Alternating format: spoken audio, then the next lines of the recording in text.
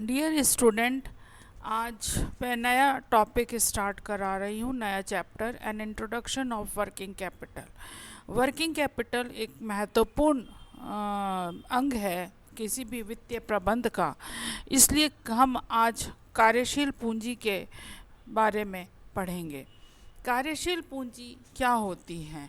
किसी भी व्यवसाय के दिन प्रतिदिन, मतलब नाम से ही स्पष्ट है कि कार्यशील पूंजी जो कि दिन प्रतिदिन के कार्यों के लिए, गतिविधियों को संपन्न करने के लिए जिस धन की आवश्यकता होती है वही क्या कहलाती है? कार्यशील पूंजी कहलाती है। जैसे कि व्यवसाय का व्यवसाय का जीवन रक्त माना जाता है। जैसे कि किसी भी मनुष्य को जीवन जीने के लिए रक्त की आवश्यकता पड़ती है और रक्त एक महत्वपूर्ण अंग निभाता है, वही कार्यशील पूंजी भी किसी भी व्यवसाय को संपन्न करने के लिए, किसी व्यवसाय की उन्नति के लिए एक महत्वपूर्ण अंग है। व्यवसाय के अत्यंत अस्तित्व के लिए इसका प्रभावी और कुशल प्रबंधन आवश्यक है। इसके निम्न उद्देश्य इस प्रकार हैं। यह मौजूदा परिसंपत्तियों में कुल निवेश है जो मुनाफा कमाते हैं। यदि जो हमारी परिसंपत्तियां हैं उसके में कुल निवेश है जो कि मुनाफा कमा रहे हैं, प्रॉफिट दे रहे हैं, वो किस पर निर्भर करता है? कार्यशील पूंजी पर निर्भर करता है।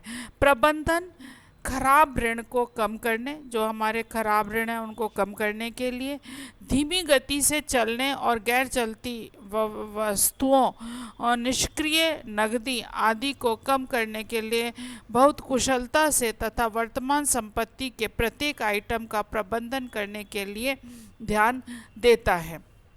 तो वर्किंग कैपिटल के माध्यम से प्रबंधन इन चीज़ों पर ध्यान देता है। ये इस तथ्य को ध्यान में रखता है कि यदि अन्य चीज़ें स्थिर रहती हैं तो व्यापार में फंड का जल से इसकी कार्यशील पूंजी को बढ़ाता है। यदि व्यापार में और बाकी चीज़ें स्थिर हैं, जो उसका तकनीकी है वो स्थिर है, बाकी और मशीनरी है वो स्थिर है, तो स्थायी संपत्तियाँ स्थिर हैं, तो ये जो फंड है वो जल से का मतलब फ्लो, यदि वाटर फ्लो आप समझे उससे, तो उसको कार्यशील पूंजी को बढ़ाता है और कार्यशील पूंजी बढ़ेगी। ये प्रबंधन को वर्तमान परिसंपत्तियों में कुल निवेश पर वापसी की दर की गणना करने में सक्षम बनाता है। तो कार्यशील पूंजी एक महत्वपूर्ण भूमिका निभाता है। कार्यशील पूंजी की अवधारणाएं। कार्यशील पूंजी की दो अवधारणाएं हैं, सकल अवधारणा और शुद्ध अवधारणा। सकल अवधारणा में सभी चीज़ें सम्मिलित होती हैं और शुद्ध अवधारणा के अंतर्गत यदि हम वर्तमान करंट एसेट्स में से करंट लायबिलिटीज़ को माइनस कर दें, देनदारियों को यदि माइनस कर दिया जाए, तो हमें क्या प्राप्त होती है? शुद्ध कार्यशील पूंजी प्राप्त होती है। तो कार्यशील पूंजी का सकल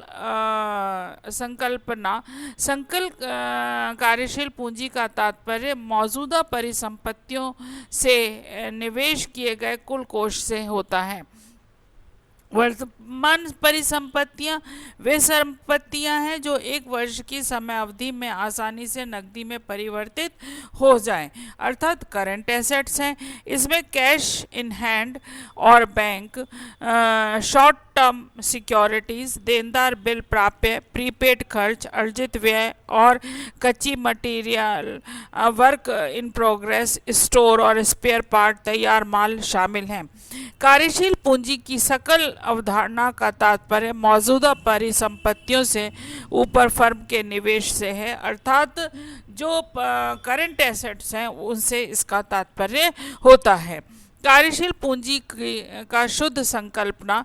शुद्ध कार्यशील पूंजी शब्द वर्तमान देनदारियों से अधिक वर्तमान परिसंपत्तियों की अधिकता को दर्शाता है, अर्थात यदि करंट एसेट्स में से करंट लायबिलिटीज़ को माइनस कर दें तो जो अधिकता है वही क्या कहलाती है?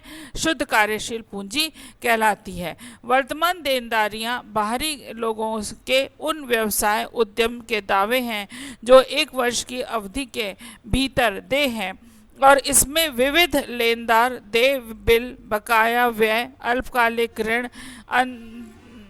अग्रिम और जमा, बैंक ओवरड्राफ्ट, प्रस्तावित लाभांश, कराधान के प्रावधान शामिल होते हैं।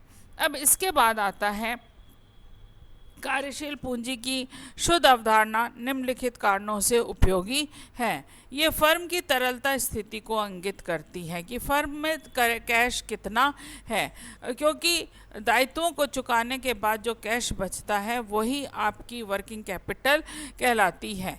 ये लेनदार और अन्य संभावित निवेशकों को फर्म के वित्तीय स्वास्थ्य का न्याय करने में मदद करता है। जो लेनदार हैं और जो निवेशक हैं वो बहुत ज़्यादा फर्म की वित्तीय स्थिति के बारे में जानना चाहते हैं, तो शुद्ध कार्यशील पूंजी यह इंगित करता है कि फर्म का स्वास्थ्य कैसा है, अर्थात फर्म देनदारी चुकाने में सक्षम है या नहीं है। कार्यशील पूंजी की सकल अवधारणा से ऐसी कंपनियों की वित्तीय स्थिरता के बारे में गलत निष्कर्ष निकल सकता है जिनके पास वर्तमान संपत्ति की समान राशि है। यह किसी व्यावसायिक उद्यम की वर्तमान परिसंपत्ति के विश्लेषण में उपयोग किए गए फंड के दीर्घकालिक स्रोतों की सीमा को इंगित करता है। इसलिए कार्यशील पूंजी की सकल अवधारणा और कार्यशील पूंजी की शुद्ध अवधारणा दोनों कार्यशील पूंजी मैनेजमेंट के लिए उपयोगी होती हैं। दोनों ही चीज़ें, सकल हो चाहे शुद्ध हो, दोनों ही उपयोगी हैं। हालांकि बैलेंस शीट का एक ऊर्ध्वाधर रूप तैयार करते समय institute of chartered accountant of India ने कार्यशील पूंजी को वर्तमान परिसंपत्तियों और वर्तमान देनदारियों के बीच अंतर के रूप में परिभाषित किया है। तो ये इसके अंतर्गत किया है।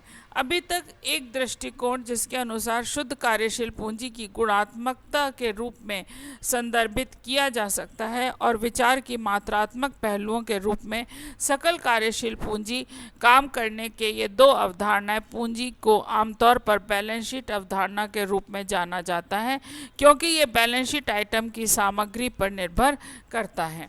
कहने का अर्थ यह है कि जो वर्किंग कैपिटल है वो बैलेंस शीट का ही एक अंग है और उसके रूप में इसको जाना जाता है। शुद्ध कार्यशील पूंजी के प्रकार। यदि कार्यशील पूंजी की सकल अवधारणा का उपयोग किया जाता है तो हमेशा सकारात्मक कार्यशील पूंजी होगी, मतलब पॉजिटिव होगी, क्योंकि यह केवल वर्तमान संपत्ति का प्रतिनिधित्व करती है। जो सकल है वो हमेशा क्या होगी, पॉजिटिव होगी, क्योंकि वो केवल करंट एसेट्स के बारे में बतला रही है। दूसरी ओर यदि कार्यशील पूंजी की शुद्ध अवधारणा का उपयोग किया जाता है तो सकारात्मक, नकारात्मक या शून्य कार्यशील पूंजी हो सकती है। तो आपको सबसे पहले ये समझने की आवश्यकता है कि सकल में केवल करंट एसेट्स हैं तो वो पॉजिटिव ही होंगे, परंतु जहाँ पर current assets minus current liabilities की जाती हैं तो यदि करंट लायबिलिटीज़ ज़्यादा हो जाएंगी करंट एसेट्स से तो निगेटिव हो जाएंगी, और बराबर रहेंगी तो शून्य होगा, और यदि करंट एसेट्स करंट लायबिलिटी से ज़्यादा है तो पॉजिटिव होगी। तो सकारात्मक कार्यशील पूंजी क्या होगी कि मौजूदा देनदारियों से यदि परिसंपत्तियां अधिक हैं तो वो क्या होगी, सकारात्मक कार्यशील पूंजी होगी। और इसके बाद आता है नकारात्मक कार्यशील पूंजी। यदि किसी फर्म की वर्तमान देनदारियां वर्तमान परिसंपत्तियों से अधिक हो जाती हैं तो इसे नकारात्मक कार्यशील पूंजी कहा जाता है।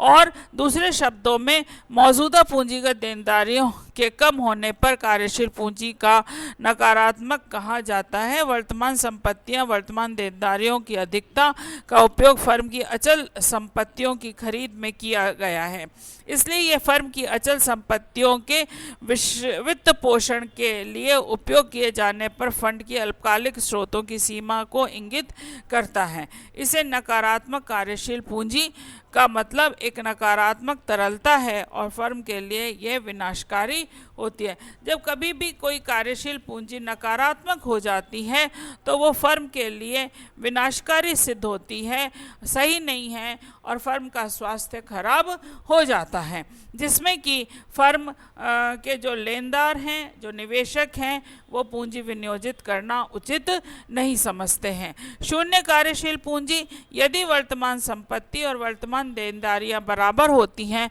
तो इसे शून्य या शून्य कार्यशील पूंजी